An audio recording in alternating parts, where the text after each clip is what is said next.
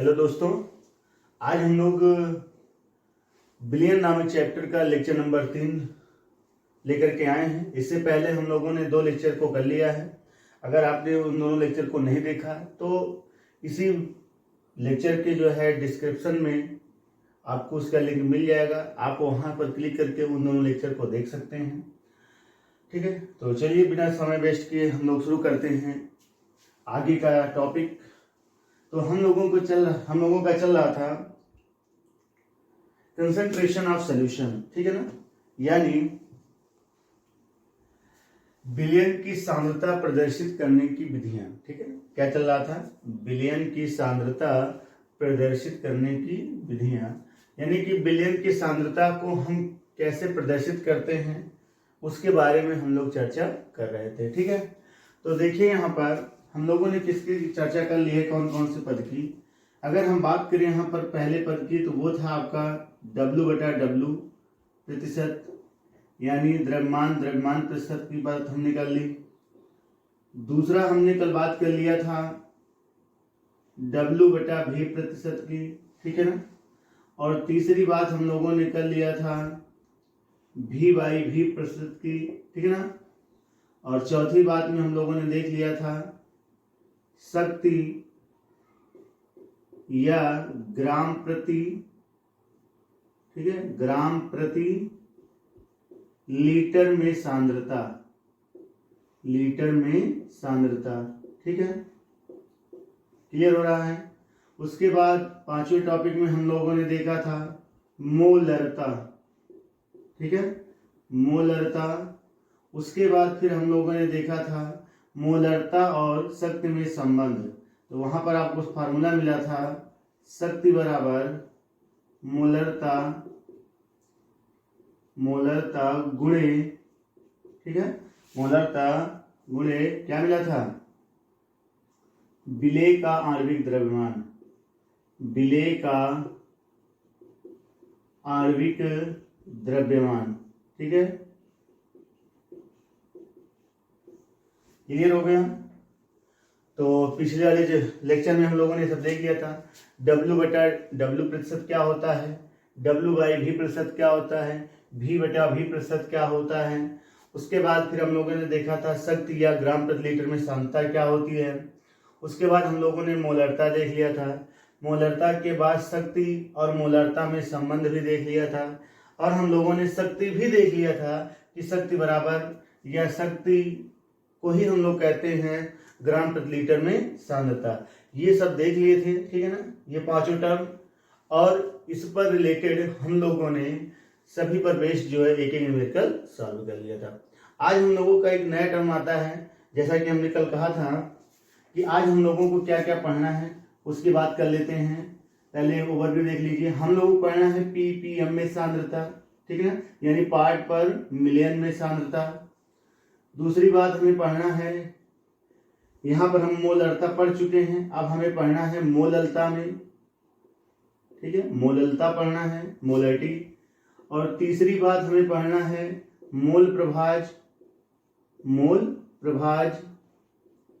और चौथी बात हमें जो पढ़ना है इसमें आज वो है आपका नार्मलता। क्या है? नार्मलता। ठीक है, ये हमें इतना पढ़ना है। क्लियर हो रहा है? तो हमें क्या क्या पढ़ना है ये बातें हम लोगों ने पढ़ चुके हैं।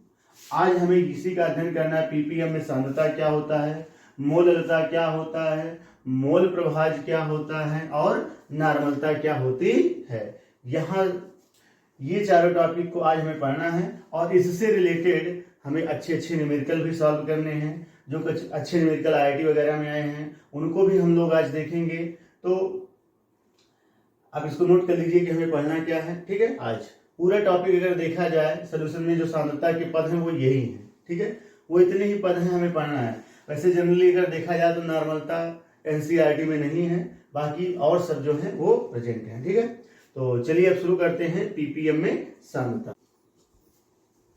चलिए, पार्ट प्रति मिलियन में सांद्रता क्या होती है। देखिए, मान लीजिए कि हमारे पास बिलियन है, ठीक है ना, क्या है? बिलियन। तो बिलियन के 10⁶ यानी 10 लाख भाग में विलेय के कितने भाग उपस्थित हैं उसी को हम कहते हैं पीपीएम में सांद्रता। क्लियर हो गया पीपीएम में सांद्रता क्या है।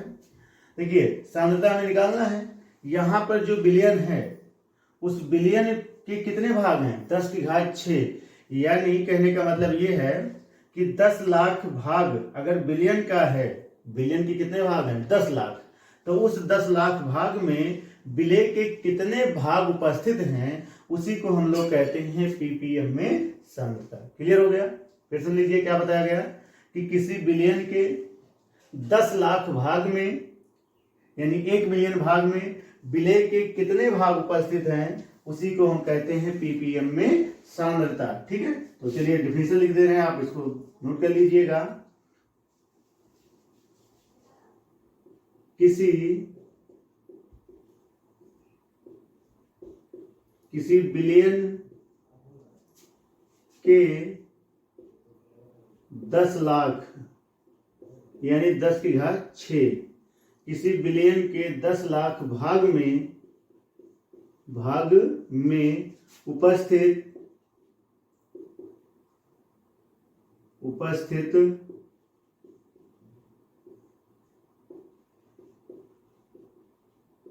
ठीक है, किसी बिलियन के 10 लाख भाग में उपस्थित बिले के भागों की संख्या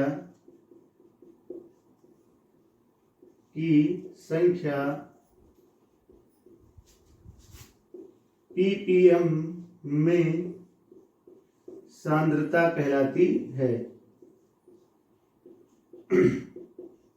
पीपीएम में सांद्रता कहलाती है। क्लियर हो गया।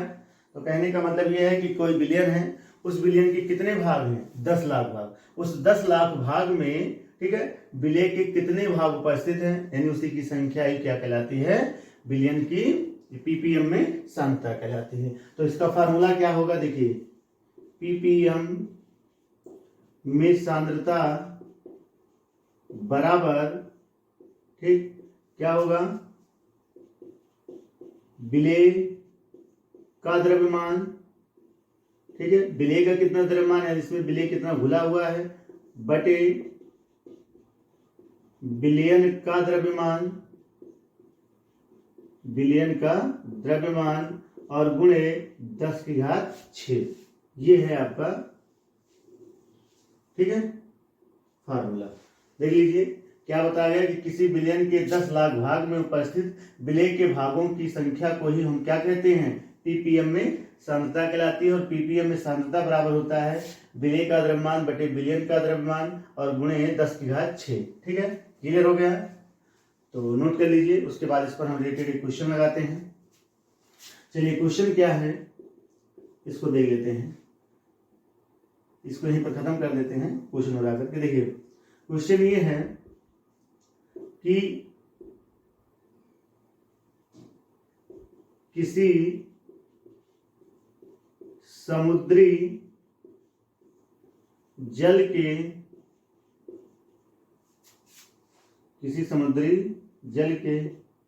1 किलोग्राम किसी समुद्री जल के 1 किलोग्राम में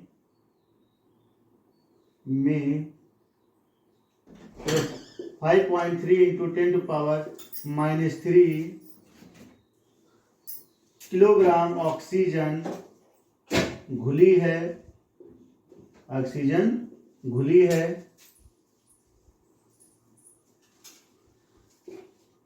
पीपीएम में सांद्रता ज्ञात कीजिए।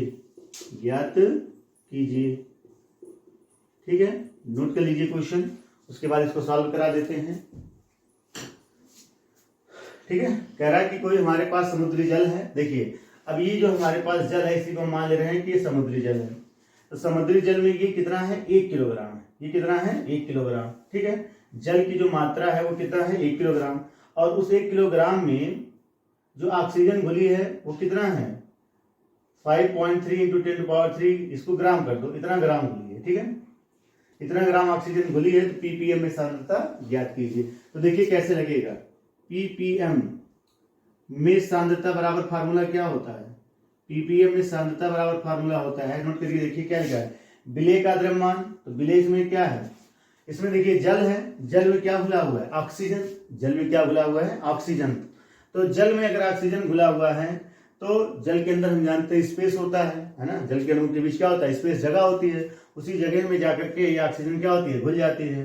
तो अगर कहने का मतलब ये है, तो उसके अंदर घुल जाएगी, इसके जल के अंदर, तो जल के आयतन में कोई परिवर्तन नहीं होगा। ठीक है, तो यहां पर आपको सब कुछ दिया है। पीपीएम में सांद्रता बराबर क्या हो जाएगा, विलेय का द्रव्यमान, तो विलेय कौन है, जल में घुला है ऑक्सीजन, तो ऑक्सीजन का द्रव्यमान कितना दिया है, 5.3 इंटू 10⁻⁻3। ठीक है, बटे क्या हो जाएगा, बटे में क्या दे रहा है, बटे में हमें लिखना है विलयन का द्रव्यमान। ठीक है, तो देखिए जल में क्या घुला है, ऑक्सीजन, तो जल में ऑक्सीजन घुलने से उसके द्रव्यमान में कोई फर्क नहीं पड़ता, जनरली पड़ेगा लेकिन बहुत कम, तो उसको नगण्य मान सकते हैं। तो 1 किलोग्राम ये जो जल है वही क्या हो जाएगा, विलयन का द्रव्यमान।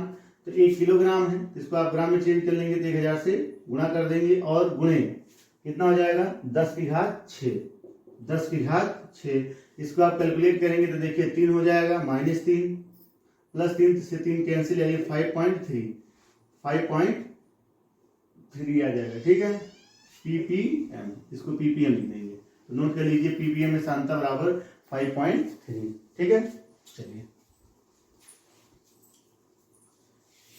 चलिए इसको नोट कर लीजिए। अगला टॉपिक क्या है उसकी बात करते हैं। जो हमारा नेक्स्ट टॉपिक है वो है मोललता। क्या है, मोललता। ठीक है, चलिए मोललता क्या होती है इस बात को समझा जाए। इसको हम स्मॉल एम से प्रदर्शित करते हैं। ठीक है ना, हम लोगों ने देखा था कि मोलरता को कैपिटल एम से और मोललता को स्मॉल एम से प्रदर्शित करते हैं। ठीक है, तो मोललता क्या होती है, देखिए पहले मोलरता की बात कर देते हैं। तो मोलरता हम लोगों ने देखा था क्या था कि 1 लीटर विलयन में उपस्थित विलेय के मोलों की संख्या को ही क्या कहते हैं, मोलरता कहते हैं। जबकि मोललता क्या होता है, मोललता होता है कि 1 किलोग्राम विलायक, कोई विलायक हो वो कितना हो, 1 किलोग्राम, तो 1 किलोग्राम विलायक में उपस्थित विलेय के मोलों की संख्या को ही हम लोग क्या कहते हैं, मोललता कहते हैं। ठीक है, तो इसका डिफिनीशन लिख दे रहे हैं, परिभाषा लिख दे रहे हैं, आप इसको नोट कर लीजिएगा कि किसी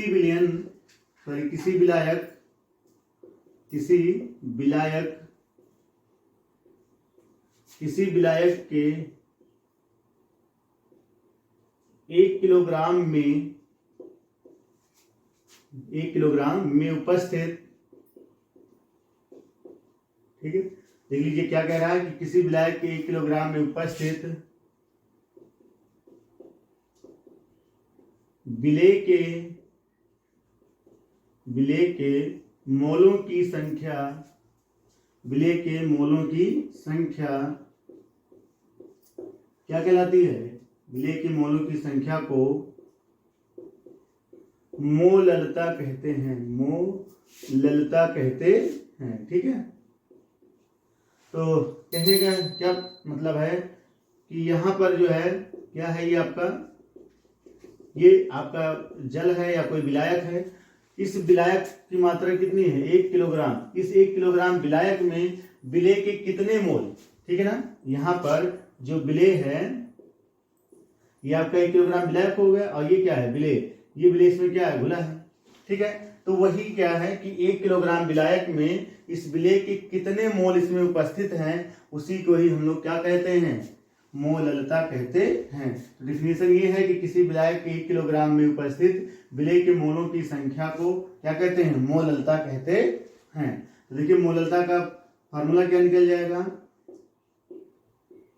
मोललता को स्मॉल एम से प्रदर्शित करेंगे, ये बराबर हो जाएगा, कह रहा है किसी विलयन के 1 किलोग्राम में उपस्थित विलेय के मोलों की संख्या। तो यहां पर लिखेंगे विलेय के मोलों की संख्या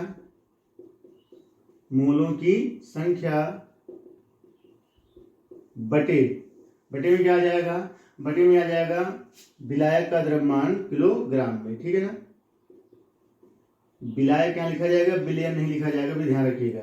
विलायक का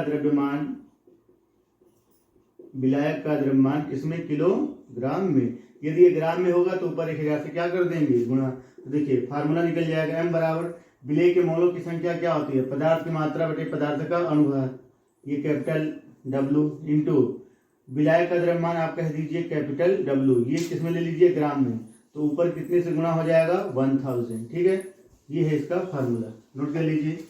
तो मोललता क्या होती है कि किसी विलायक के 1 किलोग्राम में उपस्थित विलेय के मोलों की संख्या को ही हम लोग क्या कहते हैं, मोललता कहते हैं।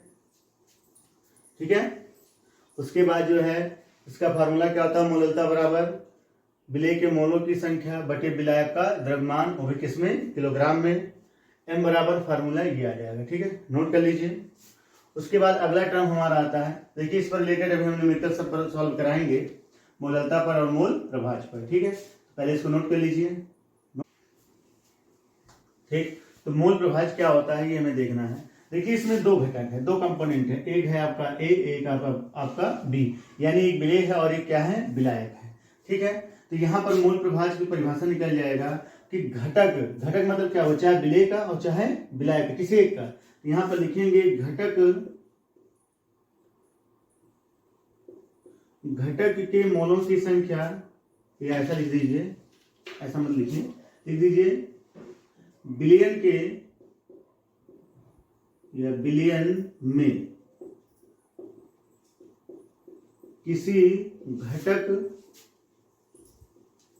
के मोलों की संख्या, के मोलों की संख्या तथा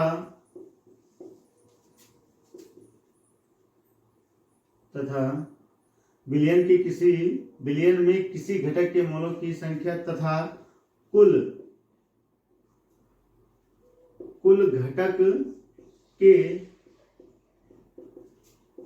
मोलों की संख्या के अनुपात को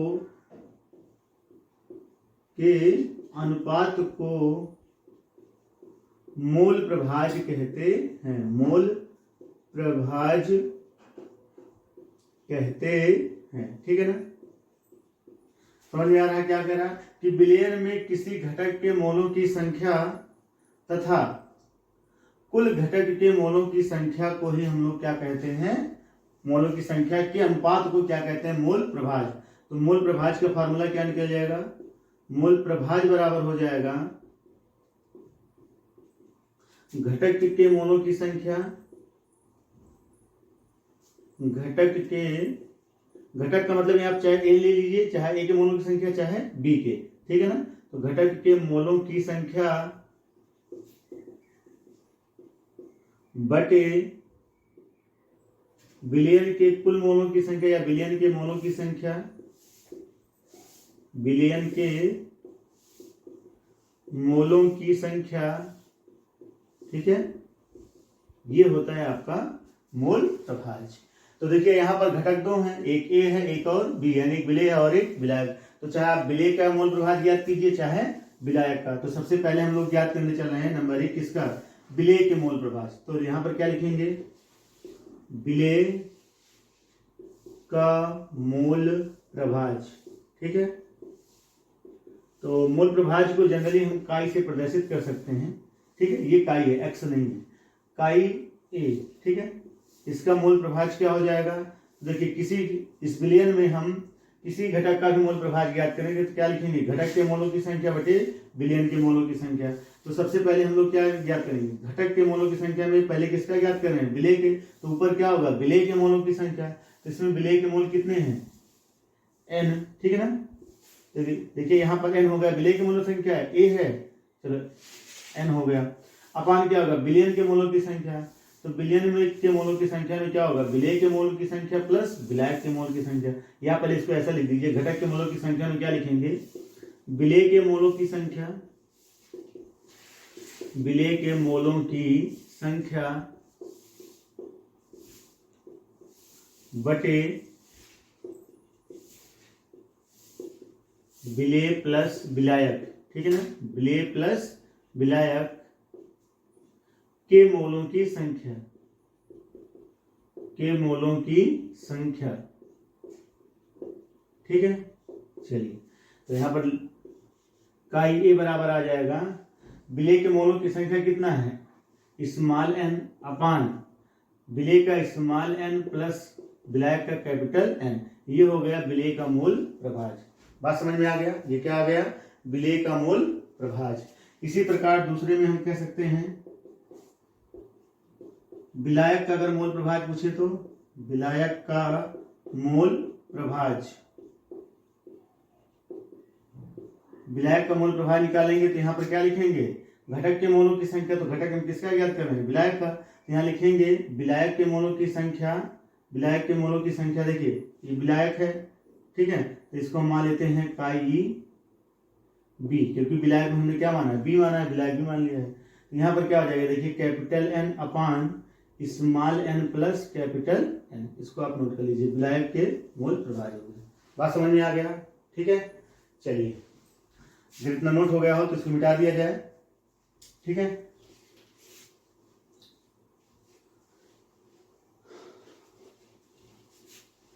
अब आगे देखिए, पढ़ रहे थे हम लोग मोल प्रभाज, ठीक है, मोल फ्रिक्शन। देखिए अब यहां पर हम लोगों ने देख लिया कि जो विलेय का मोल प्रभाज था वो कितना था, काई ए बराबर small N upon small N plus capital N. जो विलायक का मोल प्रभाज था काई बी बराबर क्या था, capital N upon small N plus capital N. तो हम लोगों ने विलेय का निकाल लिया और विलायक का निकाल लिया। अब निकालते हैं किसका, विलेयन का मोल प्रभाज, ठीक है, विलेयन का मोल प्रभाज, ठीक है। तो विलेयन का मोल प्रभाज कैसे निकालेंगे, ठीक है। विलेयन में आप जानते हैं दो चीज हैं, एक विलेय और एक विलायक, दोनों के मोल प्रभाज को जोड़ लेंगे तो किसका आ जाएगा, विलेयन का मोल प्रभाज आ जाएगा, ठीक है। तो विलेयन का मोल प्रभाज होगा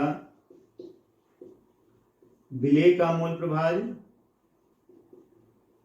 प्रभाज प्लस विलायक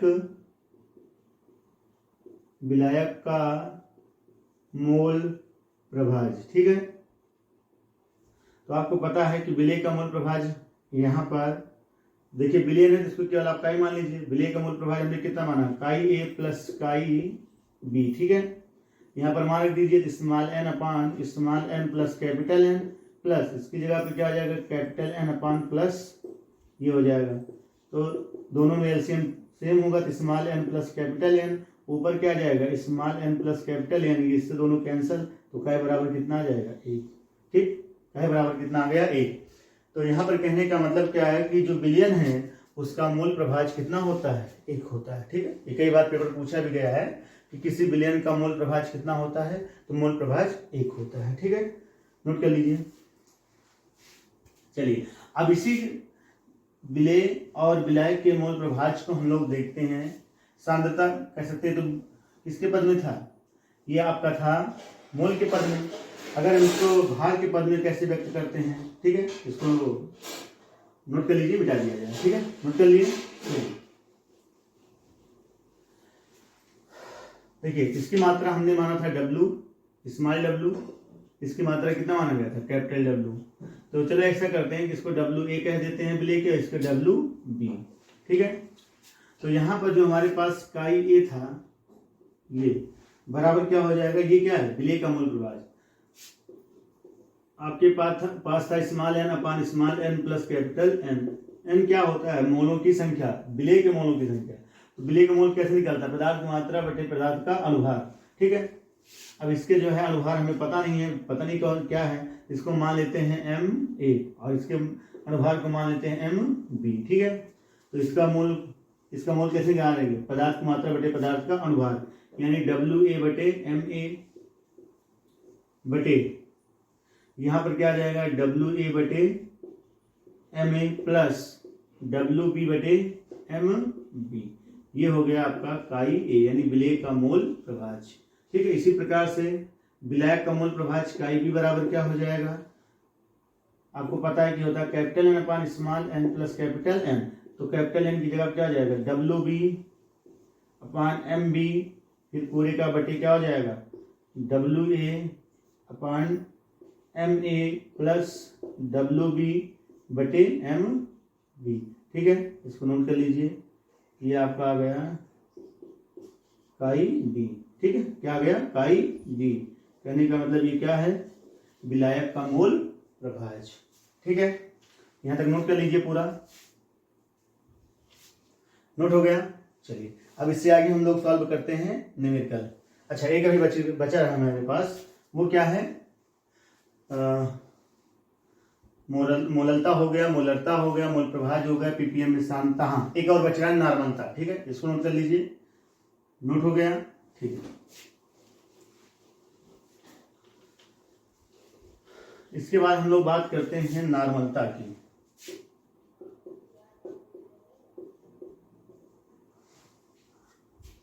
ठीक है, नॉर्मलता, नॉर्मलिटी इसको कहते हैं। नॉर्मलता क्या होता है? देखिए, जैसे मोलरता था, मोलरता में हम लोगों ने क्या देखा था कि 1 लीटर बिलियन में उपस्थित विलेय के मोलों की संख्या को हम लोग क्या कहते हैं? मोलरता। मोलरता में क्या था कि 1 किलोग्राम विलायक में उपस्थित विलेय के मोलों की संख्या को हम लोग क्या कहते थे? मोलरता। लेकिन यहाँ पर नॉर्मलता है, तो नॉर्मलता में क्या होगा? नॉर्मलता में होगा कि 1 लीटर बिलियन में उपस्थित विलेय के ग्राम तुल्यांकों की संख्या। यहाँ पर हमें तुल्यांक निकालना पड़ेगा। क्या बताया गया कि 1 लीटर बिलियन में उपस्थित विलेय के ग्राम तुल्यांकों की संख्या को क्या कहते हैं? बिलियन की नॉर्मलता कहते हैं। तो आइए भी ग्राम तुल्यांकों की संख्या क्या होती है, वो कैसे निकाला जाएगा, वो हम आपको बताएंगे। तो नॉर्मलता बराबर होता है 1 लीटर बिलियन में उपस्थित, 1 लीटर बिलियन में उपस्थित विलेय के ग्राम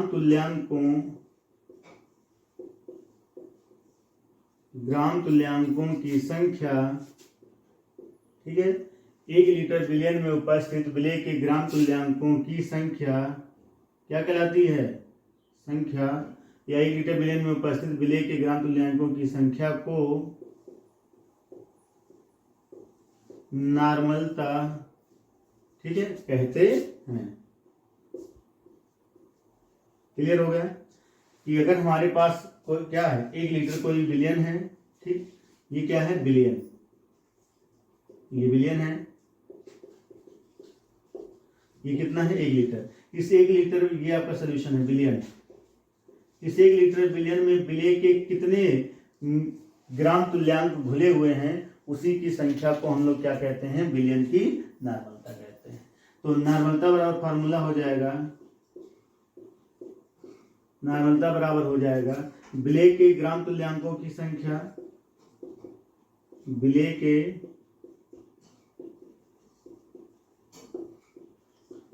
के ग्राम तुल्यांकों की संख्या, ठीक, बटे बिलियन का आयतन, वो भी किसमें? मिलीलीटर में अगर रहेगा तो ऊपर 1000 से गुणा कर देंगे, अगर नीचे लीटर में रहेगा तो कोई फर्क नहीं पड़ेगा। ठीक है, तो चलिए फार्मूला इसको नोट कर लीजिए। अब यहाँ पर बात आती है कि ग्राम तुल्यांकों की संख्या हम लोग कैसे निकालेंगे। तो यहाँ पर देखिए, ग्राम तुल्यांकों की संख्या कैसे निकालेंगे। तो यहाँ पर ग्राम तुल्यांकों की संख्या किसका होगा? विलेय का। तो यहाँ पर लिख देंगे विलेय के ग्राम तुल्यांकों की संख्या बराबर, ठीक है, विलेय के ग्राम तुल्यांकों की संख्या बराबर पदार्थ की मात्रा या विलेय पदार्थ की मात्रा, विलेय पदार्थ की मात्रा बटे क्या होगा? तुल्यांकी भार, इक्विवेलेंट वेट।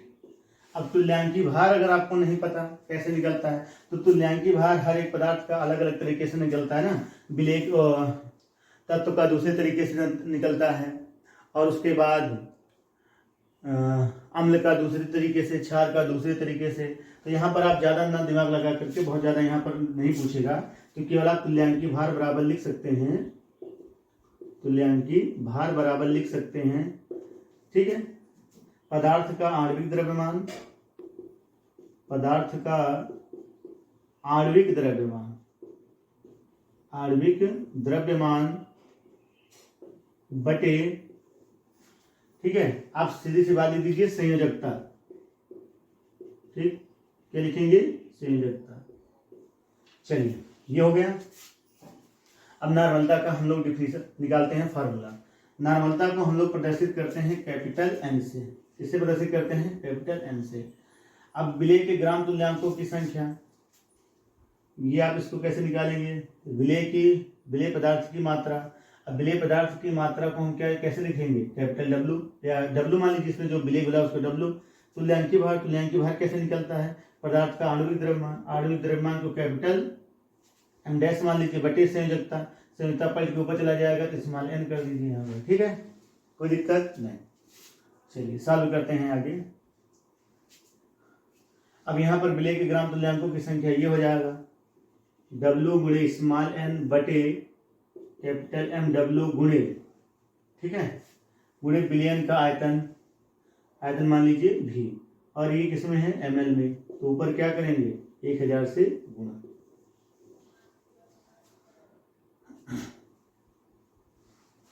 ठीक है, नोट कर लीजिए, लिख दे रहे हैं। W बराबर जहां क्या है? विलेय की मात्रा, ठीक है, और n क्या है? संयोजकता आप लिख सकते हैं, तो नहीं कह सकते, लेकिन अब यहाँ पर बहुत सारे का है, विलेय का, उसका क्षार का अलग, अम्ल का अलग, लवण का अलग, ठीक है, तो हर एक का अलग अलग होता है, लेकिन संयोजकता यहाँ पर हम लिख सकते हैं। एम डैश क्या होता है? एम डैश होता है विलेय का आणविक द्रव्यमान, विलेय का आणविक द्रव्यमान, ठीक है, आणविक द्रव्यमान, और भी क्या है? बिलियन का आयतन। ठीक है, इसको नोट कर लीजिए। चलिए देखते हैं, सवाल है यहाँ तक। ठीक है, अब देखिए यहाँ पर हमें मिल गया n बराबर डब्ल्यू अपान एम डैश इतना। ठीक है, नोट हो गया, मिटा दिया जाए। ठीक,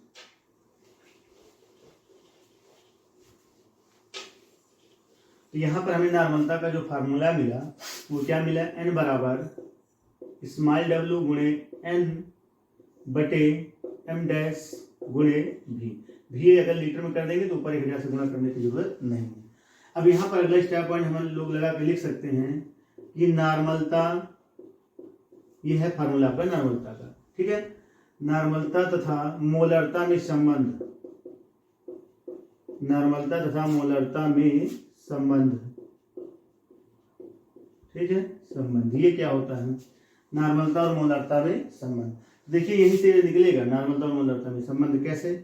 n बराबर दिया हमें डब्ल्यू अपान एम डैश गुणे भी गुणे n, और आपको पता है कि मोलरता को हम लोगों ने प्रदर्शित किया था m से। m बराबर था क्या? डब्ल्यू अपान एम डैश गुणे भी, याद है ना कि W क्या है? पदार्थ की मात्रा बटे पदार्थ का आणविक द्रव्यमान गुणे आयतन। तो ये अगर देखा जाए तो W अपान एम डैश गुणे भी बराबर किसमें बदल जाएगा? मोलरता में। तो n बराबर आपका आ जाएगा कैपिटल M गुणे n। ठीक है, ये आप लिख सकते हैं कि नॉर्मलता बराबर मोलरता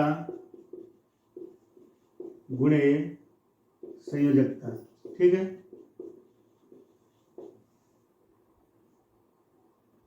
संयोजकता नोट कर लीजिए इसको। ये है आपका नॉर्मलता और मोलरता में संबंध। ठीक है, तो चलिए अब हम लोग किस पर मोललता और उसके बाद मूल प्रभाज और उसके बाद नॉर्मलता। ठीक है, वैसे जनरली हम लोग बस इस पर न्यूमेरिकल मिलेगा ही नहीं जल्दी से, ठीक है, सोल्यूशन में, तो इसलिए हम लोग जो है केवल मूल प्रभाज और मोललता में पर जो है न्यूमेरिकल सॉल्व कर लेते हैं। ठीक है, ओके। तो चलिए मोललता पर सवाल लेकर के आ गए हम लोग।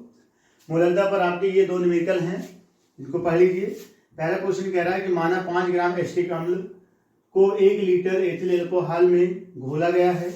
यदि इनके बीच कोई अपक्रिया नहीं होती है तब इस विलेय की मोललता ज्ञात कीजिए। दिया है उसका बिलियन का घनत्व, ठीक है ना, GC2H5OH बराबर कितना 0.789 ग्राम प्रति मिलीलीटर। और दूसरा हमारे पास क्वेश्चन है कि 93% H2SO4 आयतनानुसार है कि 1 लीटर बिलियन की मोललता 1 लीटर बिलियन की मोललता ज्ञात करो यदि बिलियन का विशिष्ट घनत्व 1.84 ग्राम प्रति ml हो। ठीक है, चलिए सॉल्व करते हैं। सोल्यूशन नंबर 1, क्वेश्चन नंबर 1 का सोल्यूशन है। देखिए हमें मोललता ज्ञात करना है, तो पहले मोललता का फार्मूला लिख लेते हैं। मोललता बराबर होता है विलेय के मोलों की संख्या, विलेय के मोलों की संख्या,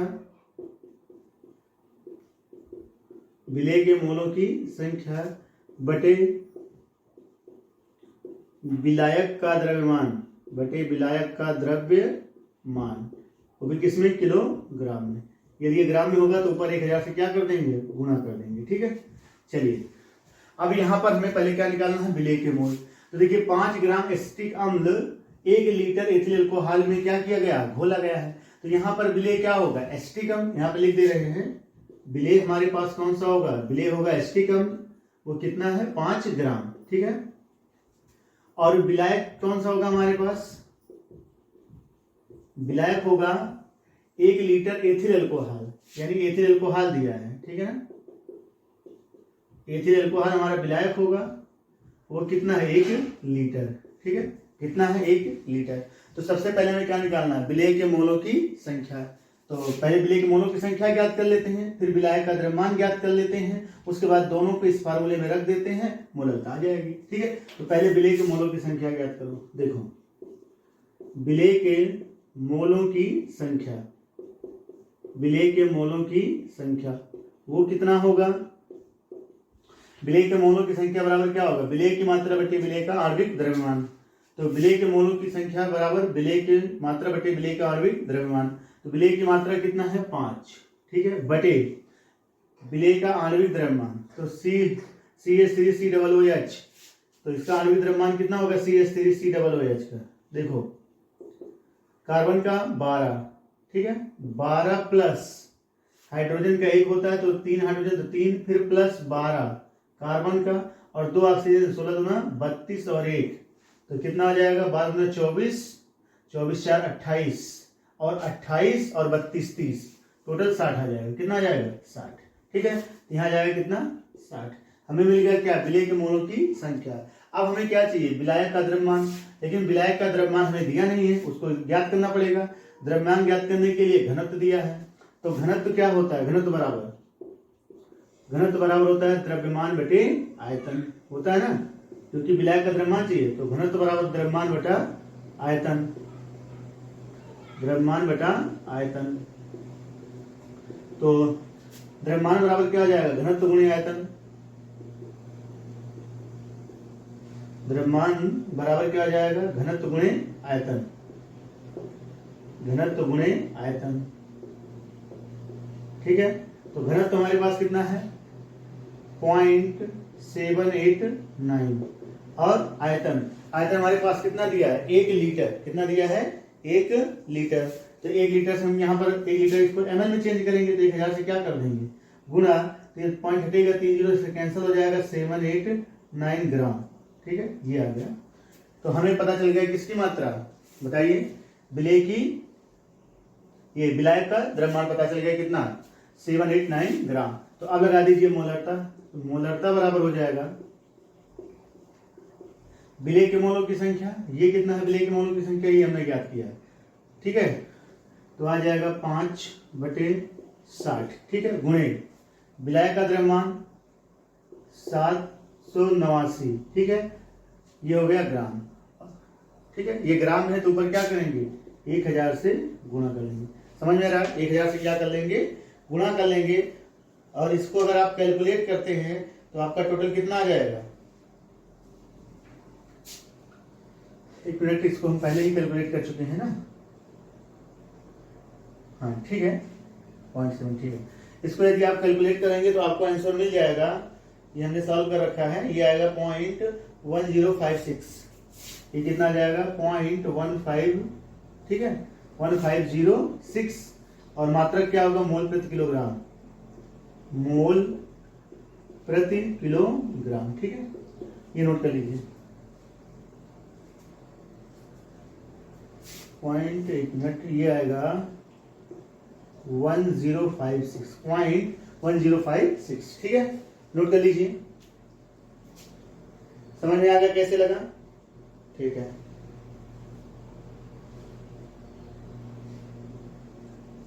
चलिए अगली बात करते हैं, क्वेश्चन नंबर 2।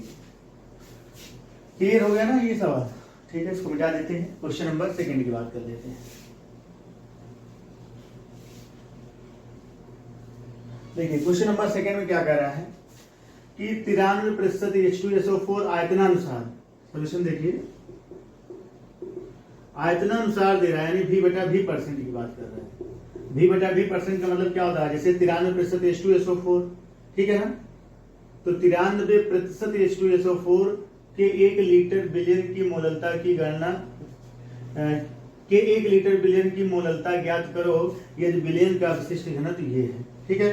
तो मोललता बराबर फिर वही विलेय की मात्रा बटे क्या होगा, विलेय के मोलों की संख्या बटे विलायक का द्रव्यमान किलोग्राम में, ग्राम में होगा 3000 से गुणा, ये आप जानते हैं। चलिए दिया है, क्या दिया, 93%, ठीक है, H2SO4, और क्या दिया, V/V%। एक काम करते हैं, यहां पर अगर देखा जाए 93% है ना, 93% का मतलब क्या हुआ कि 100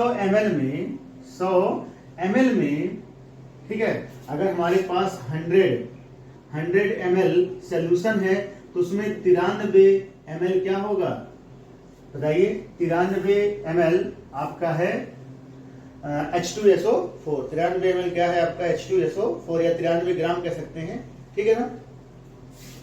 93% H2SO4 का मतलब ये हुआ कि 100 ग्राम, ठीक है, 100 ग्राम H2SO4 के 100 ग्राम, हाँ, 100 ग्राम विलियन में H2SO4 की मात्रा बराबर कितना मिल जाएगा, 93 ग्राम। क्लियर हो गया, क्योंकि 93 ग्राम आयतनानुसार ये कह रहा है, ठीक है। तो यहां पर 100 ग्राम विलियन में H2SO4 की मात्रा कितनी होगी, 93 ग्राम। तो चलिए इसके हम मोल निकाल लेते हैं। तो मोल बराबर क्या होता है, पदार्थ की मात्रा बटे पदार्थ का अनुभार। तो 93 बटे पदार्थ का अनुभार, H2SO4 का अनुभार कितना होता है, 98। कैलकुलेट कर लीजिए, H2SO4 का हाइड्रोजन का एक होता है, 2 है, तो 2 हाइड्रोजन का 2 हो जाएगा। सल्फर का 32 प्लस ऑक्सीजन का होता है 16, 16 गुणे 4, एक ऑक्सीजन का 16, 16 और 4 से गुणा हो जाएगा 64। कैलकुलेट करेंगे, 4 2 6 2 8 और 6 3 9, 98, कितना आ जाएगा, 98। तो समझ में आ गया। तो कहने का मतलब यह है कि 93% H2SO4 के 1 लीटर बिलियन की मोललता ज्ञात करो यदि बिलियन का विशिष्ट घनत्व इतना हो। तो हमें बिलियन से क्या पता चल गया, मोल। अब हमें क्या चाहिए, हमें चाहिए विलायक की मात्रा, वो भी किलोग्राम में या ग्राम में, किसी में भी ज्ञात हो जाए। तो इसके लिए क्या दिया, विशिष्ट घनत्व। क्या दिया है, विशिष्ट घनत्व, यानी घनत्व दिया है। और किसमें, प्रति ml में। यहां पर लिखेंगे, देखिए हमें पता है कि घनत्व बराबर क्या होता है, फार्मूला, घनत्व बराबर द्रव्यमान बटे आयतन, ठीक है, द्रव्यमान बटे आयतन। तो द्रव्यमान बराबर कितना हो जाएगा, देखिए द्रव्यमान बराबर हो जाएगा आयतन गुणे घनत्व, या घनत्व गुणे आयतन, ठीक है। तो घनत्व हमारे पास कितना है, घनत्व हमने दिया है, ये दिया है ना 1.84, ठीक है, 1.84 इंटू आयतन, ठीक है।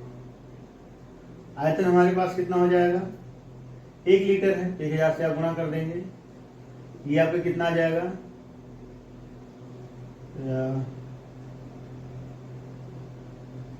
देखिए ये दिया है, एक मिनट कहाँ गया, ये इतना ग्राम प्रति ml, ठीक है ना, यानी 1 ml में इतना ग्राम है तो 100 ml में निकाल लेते हैं सीधा, ठीक है ना। इसको छोड़ते हैं 100 ग्राम,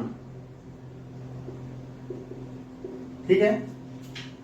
देख लीजिए घनत्व में क्या है, इतना ग्राम प्रति एमएल है, ठीक है। देखिए बिलियन का विशिष्ट घनत्व कितना है, 1.84 ग्राम प्रति एमएल हो, ठीक है। तो 100 ग्राम में निकाल लेते हैं, क्या निकालते हैं, 100 ग्राम मिलीलीटर बिलियन का द्रव्यमान, ठीक है ना। 100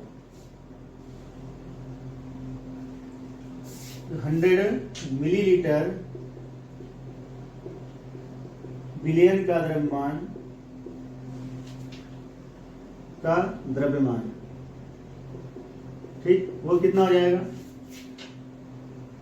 तो हो जाएगा 1.84 इंटू 100 बराबर 184, ये आ गया, ठीक है। देखिए फिर सुन लीजिए सवाल को, फिर से बता रहे हैं। 93% H2SO4 आयतनानुसार 1 लीटर बिलियन की मोललता ज्ञात करो यदि बिलियन का विशिष्ट घनत्व 1.84 ग्राम प्रति ml हो। तो सबसे पहले हम लोगों ने क्या किया, हम लोगों को पता है कि अगर 93% H2SO4 कह रहा है, इसका मतलब ये हुआ कि 100 ग्राम बिलियन में H2SO4 की मात्रा कितना होगा, 93 ग्राम, ठीक है। तो यहाँ पर इसके मोल निकाल लेते हैं, तो मोल बराबर क्या होता है, पदार्थ की मात्रा बटे पदार्थ का अनुपात। तो पदार्थ की मात्रा विलेय की, यहाँ पर विलेय के मोल निकाल रहे हैं, तो विलेय की मात्रा कितना है, 93, उसका अनुभाग कितना होगा, 98 हमने ज्ञात कर लिया, ठीक है। अब हम यही देखना चाहते हैं कि 100 ml बिलियन का द्रव्यमान कितना होगा, तो उसका घनत्व दिया है, तो घनत्व बराबर क्या होता है, द्रव्यमान, घनत्व बराबर हो जाएगा द्रव्यमान बटे आयतन। तो द्रव्यमान बराबर क्या हो जाएगा, घनत्व गुणे आयतन। तो घनत्व हम कितने, एक मिनट, हम लोगों को क्या पता है, घनत्व बराबर द्रव्यमान बटे आयतन, तो हमें द्रव्यमान चाहिए तो घनत्व गुणे आयतन, घनत्व गुणे आयतन। तो आयतन हम कितने का निकाल रहे हैं, 100 ml, ठीक है ना। 100 ml मिलीलीटर बिलियन का द्रव्यमान बराबर कितना हो जाएगा, द्रव्यमान बराबर हो जाएगा इसका घनत्व गुणे आयतन। घनत्व दिया 1.84 और आयतन कितना दिया है, 100 ml का निकाल रहे हैं तो 184 ग्राम। तो हमें पता चल गया कि 100 ग्राम, ध्यान सुनिए, 100 ग्राम बिलियन है तो उसमें 93 ग्राम H2SO4 है, ठीक है। और 100 ग्राम बिलियन का जो द्रव्यमान है वो कितना है, 184। तो विलायक का द्रव्यमान कितना होगा, विलायक का द्रव्यमान, विलायक का द्रव्यमान क्यों निकालना है भी हम आपको बताते हैं। विलायक का द्रव्यमान क्या हो जाएगा, बिलियन का द्रव्यमान माइनस विलेय का द्रव्यमान, यानी 184 माइनस 93, समझ में आ रहा है। तो हो जाएगा कितना आ जाएगा, 1 और 9 कितना, 91 ग्राम आ गया, ठीक है। ये हमें क्या मिल गया, विलायक का द्रव्यमान। तो अब मोलरता बराबर क्या होता है, मोललता, ठीक है। मोललता बराबर होता है विलेय के मोलों की संख्या, विलेय के मोलों की संख्या कितना है, 93 बटे 98, ठीक है, गुणे क्या होता है, विलायक का द्रव्यमान, विलायक का द्रव्यमान कितना है, 91 है, ठीक है। वो भी किसमें है, ग्राम में। तो ग्राम में है तो क्या करेंगे, ऊपर 1000 से गुणा, क्या कर देंगे, ऊपर 1000 से गुणा कर देंगे। और इसको अगर आप कैलकुलेट करेंगे तो आपको मिल जाएगा 10.42, ठीक है। कितना मिल जाएगा, 10.42। ये क्या आ जाएगा, मोल प्रति किलोग्राम, मोल प्रति किलोग्राम, ठीक है, नोट कर लीजिए। तो चलिए ये 2 क्वेश्चन थे हमारे पास विलायक के, ठीक है। इसके बाद हम लोग सॉल्व करने चल रहे हैं किसमें, मोल प्रभाज पर, ठीक है। आइए मोल प्रभाज पर क्वेश्चन को सॉल्व करते हैं। देखिए मोल प्रभाज पर हमारे पास 2 क्वेश्चन है। पहला क्वेश्चन ये है कि यूरिया NH2CO का इक्विलिब्रियम, ठीक है, भारानुसार 6% है, बिलियन में यूरिया तथा जल का मोल प्रभाज ज्ञात करो, पहला क्वेश्चन। दूसरा क्या है, I2 आयोडीन का बेंजीन में बिलियन बनाया गया, मतलब आयोडीन को किसमें घोला गया, बेंजीन में। इस बिलियन में I2 का मोल प्रभाज 0.2 है, I2 की बेंजीन में मोललता ज्ञात करो। क्लियर हो रहा है, ठीक है। चलिए आइए पहले क्वेश्चन को सॉल्व करते हैं। सॉल्यूशन नंबर 3, ठीक है। देखिए हमें बारी बारी यूरिया का मोल प्रभाज ज्ञात करना और जल का। तो यहां पर हम मान लेते हैं, पहले हम लोग क्या कर, देखिए कह रहा है कि जो बिलियन बना हुआ है, ये जो बिलियन बना है ये 6% भारानुसार, इसका मतलब ये हुआ कि अगर यहां पर बिलियन जो है कितना हो, 100 ग्राम, ठीक है। अगर 100 ग्राम बिलियन है तो इसमें विलेय की मात्रा कितनी होगी, विलेय की मात्रा केवल 6 ग्राम होगा और विलायक की मात्रा विलायक की मात्रा होगा 100 माइनस 6 इक्वल टू 94 ग्राम। ठीक है, तो यहाँ से हमें विलेय और विलायक की मात्रा पता चल गया। विलेय हमारा क्या है, यूरिया। ठीक है, NH2CO NH2, और विलायक हमारे पास क्या है, H2O अर्थात जल। तो सबसे पहले हम लोग क्या ज्ञात करते हैं, यूरिया का जो है मोल प्रभाज। तो काई NH2CO NH2 इसका मूल प्रभाज। देखिए विलेय के मूल प्रभाज को स्मॉल एन से, विलायक के कैपिटल एन से। तो ये विलेय का मूल प्रभाज है, तो small N upon small N plus capital N. ठीक है, तो स्मॉल एन बराबर आप ज्ञात कर लीजिए, स्मॉल एन बराबर क्या होता है, विलेय के मूल, विलेय की मात्रा बटे विलेय का आणविक द्रव्यमान। तो विलेय की मात्रा कितना है, 6 बटे विलेय का आणविक द्रव्यमान कितना हो जाएगा, NH2CO NH2 का जब आणविक द्रव्यमान निकालेंगे तो कितना आ जाएगा, 60।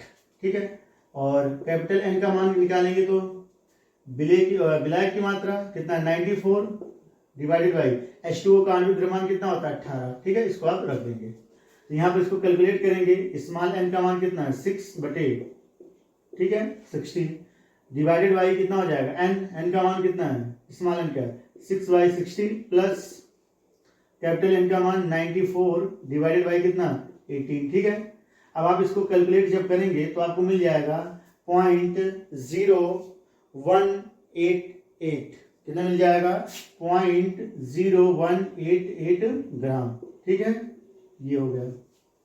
ठीक है, नोट कर लीजिए।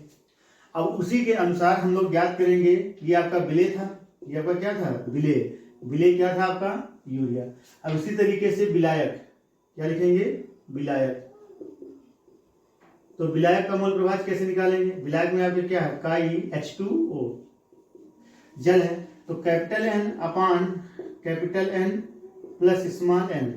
तो कैपिटल एन का मान कितना है, 94 डिवाइडेड बाई 18, फिर डिवाइड, ये हो जाएगा 94 divided by 18 plus small N का मान कितना है, स्मॉल एन 6 कितना है, 60। ठीक है, यदि आप इसको कैलकुलेट करेंगे तो आपको मिल जाएगा पॉइंट, ठीक है, इसको आप कैलकुलेट करेंगे तो 0.9812 ये आपको मिल जाएगा। अच्छा, एक बात हम आपको बताना भूल गए थे कि मोल प्रभाज का कोई मात्रक नहीं होता है। क्यों नहीं होता है, क्योंकि जो वैल्यू ऊपर वही वैल्यू नीचे भी होती है। ठीक है, जिस राशि का मान ऊपर उसी राशि का मान नीचे, तो इसलिए मोल प्रभाज का कोई मात्रक नहीं होता है। चलिए, ये हमें पता चल गया विलेय और विलायक का। देखिए, यहाँ जरूरी नहीं है कि हम दोनों का ज्ञात करें, किसी एक का भी ज्ञात करके दूसरे का ज्ञात कर सकते हैं। जैसे हम लोगों ने यहाँ पर क्या ज्ञात किया, विलेय का मोल प्रभाज, तो विलायक का मोल का प्रभाज इतना बड़ा फार्मूला लगाने की जरूरत नहीं है, उसको हम वैसे भी कैलकुलेट कर सकते हैं। कैसे, देखिए, हम लोगों को पता है विलेय का जो मोल प्रभाज है, यहाँ लिख दे रहे हैं, मिटा दे इसको। विलेय का मोल प्रभाज काई बराबर क्या होता है, x।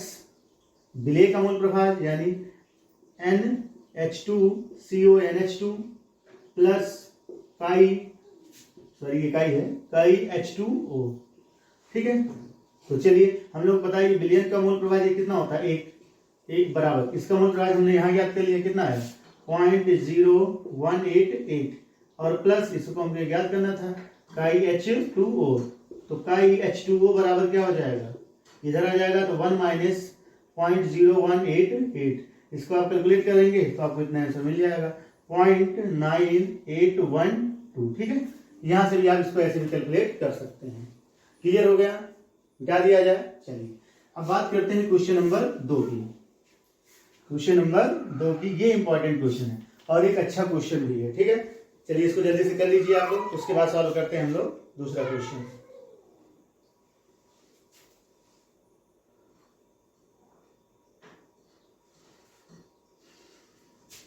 चलिए सॉल्व किया जाए। चलिए, अब देखिए इसमें कह रहा है कि I2 का बेंजीन में विलयन बनाया गया है। इस विलयन में I2 का मोल प्रभाज इतना है, तो I2 की C6H6 में मोललता ज्ञात करो। बहुत अच्छा क्वेश्चन है। देखिए क्या कह रहा है कि यहाँ पर ये आपका क्या है, ये आपका बेंजीन है, ये क्या है, बेंजीन। ठीक है ना, और इसमें क्या घोला गया है, बेंजीन में घोला गया है यूरिया और आयोडीन I2। ठीक है, चलिए अब यहाँ पर एक बात मान लेते हैं। ठीक है, क्या मान लेते हैं कि जो यूरिया है ना, इसका मोल जो है स्मॉल एन, और जो आपका बेंजीन है इसका कैपिटल एम। तो हमें पता है कि अगर हम यूरिया का मोल प्रभाज लिखें, सोल्यूशन में देखिएगा, यूरिया का मोल प्रभाज लिखें तो यूरिया का मोल प्रभाज क्या होता है, small N upon small N plus capital N, ये तो होगा। वो बराबर आपको दिया गया है, कितना दिया गया है, ये दिया है, कह रहा I2 का मोल प्रभाज, सॉरी आयोडीन का मोल प्रभाज, ये कितना है 0.2, ये हो जाएगा 0.2 हो गया। ठीक है, ये क्वेश्चन नंबर कितना आ गया, फर्स्ट। क्वेश्चन नंबर कितना आ गया, फर्स्ट। ये आपका है I2 का मोल प्रभाज, I2 का मोल प्रभाज। अच्छा, अगर यहीं पर हम लोग ज्ञात कर लें क्या, बेंजीन का मोल प्रभाज, तो बेंजीन का मोल प्रभाज हमें पता ही नहीं है, लेकिन ज्ञात कर सकते हैं कैसे। हम लोग पता है कि विलेय का मोल प्रभाज small N upon small N plus capital N, plus विलायक का मोल प्रभाज, विलायक क्या है बेंजीन, तो capital N upon small N plus capital N बराबर 0.2। ठीक है, तो यहां से आपका आ जाएगा capital N upon small N plus capital N बराबर, ये इधर जाएगा। ठीक है, एक मिनट,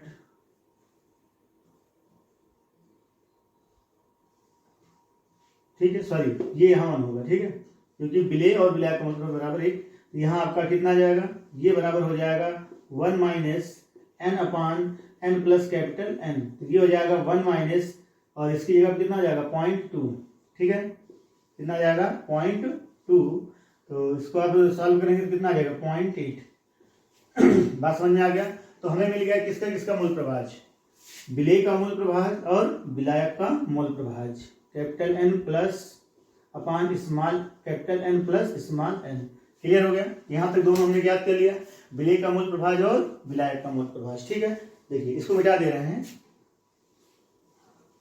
चलिए अब देखो हमने क्या क्या ज्ञात कर लिया, I2 क्या है आपका विलेय। ठीक है, का मोल प्रभाज, ठीक है, small N upon small N plus capital N बराबर कितना है 0.2 आया। अब C6H6 ये क्या है आपका विलायक। ठीक है, का मोल प्रभाज, का मोल प्रभाज बराबर कितना हो जाएगा, बराबर आपका हो जाएगा, यहां से लिख सकते हैं मोल प्रभाज capital N upon small N plus capital N बराबर 0.8।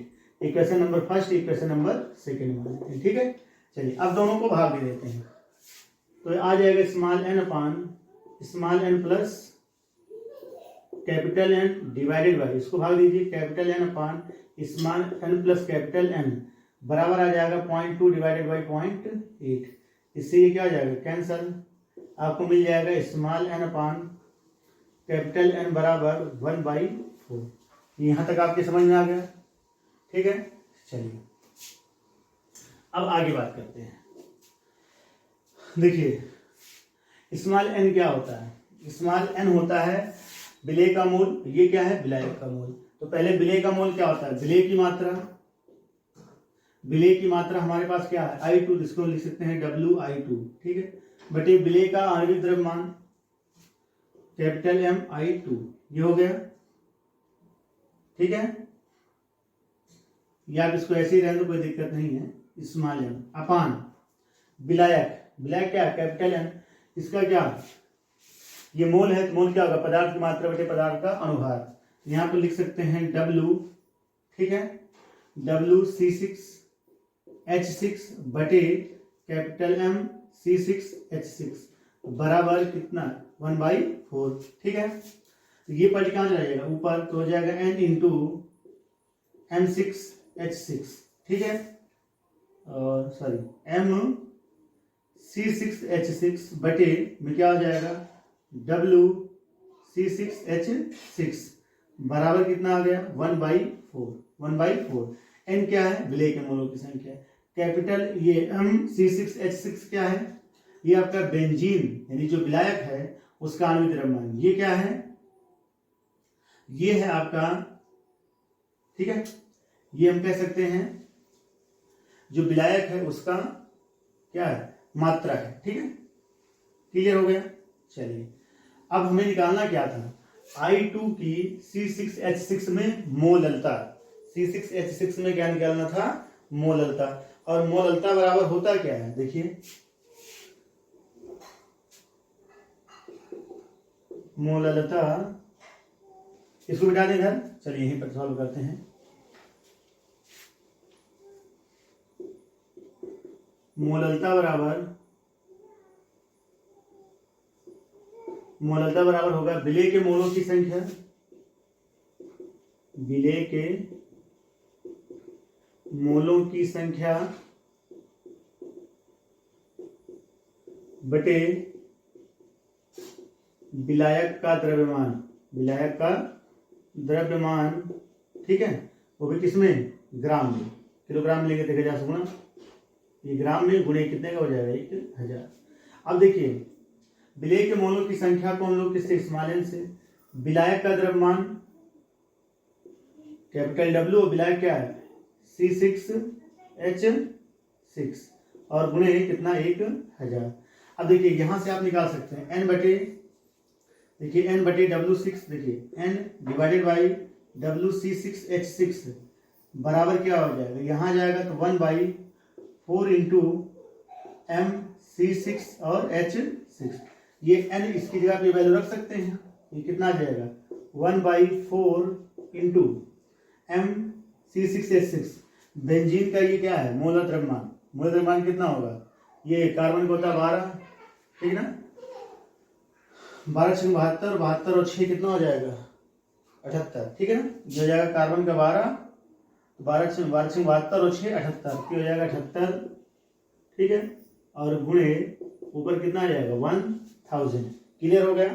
और आप इसको अगर कैलकुलेट करेंगे तो आपका मिल जाएगा 3.3, ठीक है, 3.205 m। क्लियर हो गया। तो ये हमें पता चल गया मोललता किसका, I2 का। ठीक है, I2 की मोललता ये होगी। क्लियर हो गया। चलिए तो इसी के साथ हम लोग सांद्रता के जितने भी पद थे उन सभी पर बेस्ड हम लोगों ने न्यूमेरिकल सॉल्व कर लिया। ठीक है, तो अगला लेक्चर हम लोग पढ़ेंगे विलयन के प्रकार, उसमें और उससे संबंधित सारी बातें। ठीक है, तो बस इस लेक्चर को यहीं पर समाप्त करते हैं। धन्यवाद।